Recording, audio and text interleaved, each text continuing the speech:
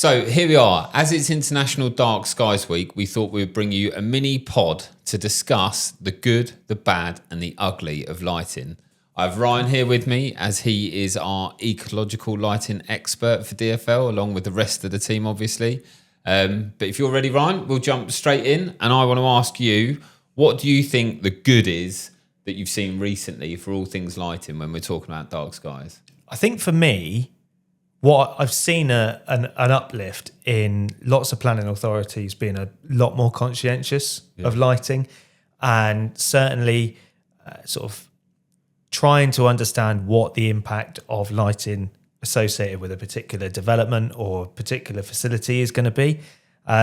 So for me, the positive thing is the awareness. So I think the technology has been kind of developing at quite a steady rate, to be honest, in the background. So I think the technology's there, but the good thing is now the awareness of what can go so wrong if lighting's not considered properly at the right stage of the project. Yeah, and I think one of the good things I'm seeing from lighting recently is there was a fantastic Countryfile piece on it where lighting's actually making the news. And I think is it Mike Horton from the Dark Skies? It's the North York Moors, isn't it? Yeah. What a fantastic, what a fantastic piece of TV to watch. I guess as lighting experts, we feel it is a fantastic piece. But even for the non-lighting experts, it showed some great stuff of what the nighttime sky can offer when we look after the artificial light around it. Yeah, it really does. It was really great to see that the BBC brought that to kind of the mainstream TV and really kind of raise an awareness of how important dark skies are. Yeah. I mean, just a couple of quick facts. Like scientists predict that, by the time children that were born in 2023 become adults, they will only be able to see fewer than half the stars in the sky that we see now. And I think that's a really, really huge, number that, less than that amount of children be able to experience those sort of pristine nighttime views, mainly because of the amount of upward light that's going into the sky from all sorts of things. And it's your light sources out at night, it's your building mounted lighting, it's lighting left on in buildings that have got big glass facades on them that haven't got good lighting control strategies in them to kind of reduce that lighting when it's not needed at night, and all of that contributes to that. And I was at a meeting a couple of months ago now, and somebody did say, well, why do we need dark skies?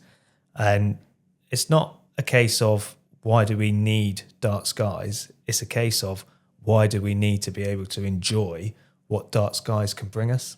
And that's the key thing, because when you look up and see that pristine nightscape, it really is a breathtaking experience. And why shouldn't people all over the UK be able to experience that?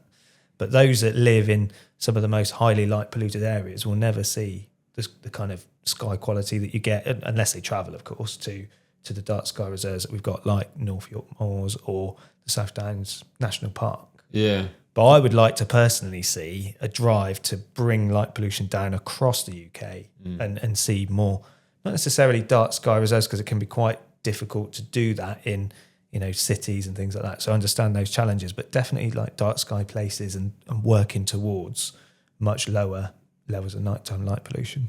Oh, great stuff. I think just to plug that, if you're looking to see that episode, I think it's called Dusk Till Dawn, and you'll obviously get it on BBC iPlayer and stuff like that. Moving seamlessly on, as we say, the good, the bad and the ugly. Talk to me about the bad. What's the bad with lighting? How can we improve lighting from that aspect? Is there anything in the media that portrays lighting in the wrong way, or what are your thoughts on that? I think there's a general lack of awareness amongst the public of what bad lighting really is. I think one of the things that stands out to me, we were talking about it recently, is an Audi advert from 2024. Yeah, and I think it shows a moth being sort of blasted by the vehicle's headlights. Yeah, but the story behind that advert is that they're trying to put positive spin on, the moth being kind of attracted to the car, and they're using that analogy of like moth to a flame sort of thing, which is the moth's attracted to the flame because it's attractive, but it doesn't know that that's also danger as well. So trying to use that as a sort of say, our customers are attracted to the car because of how it looks and things. That's my take on the advert. But it is quite out of touch because that the way lighting affects ecology, it completely disrupts that moth's navigation. The moths are kind of using moonlight and starlight as a reference point to guide them to where they want to go, and they get caught in the vehicle headlights or the candle light and sort of circle around it until they because they're fixating on that incorrect signal then as it were. So I think the messaging, they're trying to kind of get that message across, but don't necessarily understand the harm. Yeah, it comes to the education piece, doesn't it? It's not come from a bad place. They're genuinely trying to show like what attracts things to the car kind of thing. But from obviously our very niche minds, if you like, as lighting people, we see the ecology element of that. So it's a tricky one, but I remember I was talking about it in the office. It was quite an interesting one. It is. And then I think to finish off, and I think I know exactly where this is going. Let's talk about the ugly. The ugly is my favourite that I harp on about all the time, and that is banning the bulkhead. Yeah. Bulkheads are the bane of our lives, as it were, and they do but present quite a significant amount of light pollution potential, especially in areas where you've got dark skies, because rather than just lighting the task area, the perimeter of a building or walkway, just blasting light everywhere, straight out and upwards as well. And even the ones with the eyelids on them as well have proportionate amount of upward light. So the ugly for me is just seeing bulkheads spattered across the side of buildings. The question I would have to you on the bulkhead element of it, whose responsibility is that? Because there's a number of different ways you can look at that. You've got the specifiers that are us, if you like, the designers and how we implement it, contractors that are purchasing the materials, or do you go really high level and is it a local authority / central government thing where we need to put more control on that through an ecological or planning perspective? Yeah, I mean, it's not a clean cut, easy solution there, because it's got multiple layers to it. Yeah. So if we take new buildings, for argument's sake, where that building's got to have relevant planning permission for it to be built, then there's a massive opportunity with local planning authorities, and they are doing a great job, to be fair, and getting a lot better at this, clamping down on the sorts of lighting that is installed on that building, through things like planning conditions where they require the builder or the contractor to submit the details of those fittings before they're installed, get approval for them. In that scenario, the planning authority got really good opportunity to kind of really scrutinise that, saying those are the sorts of light fittings that we don't really want. That they're opposite houses, etc., are going to be blasting light through their windows all night, and that sort of thing.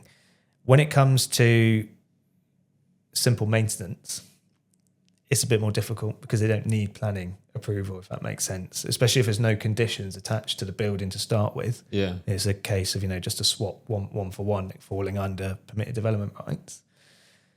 That's where I think there needs to be a little bit more regulation, a little bit more government input into it, and really focusing on the amount of usable light that you're getting from the fitting.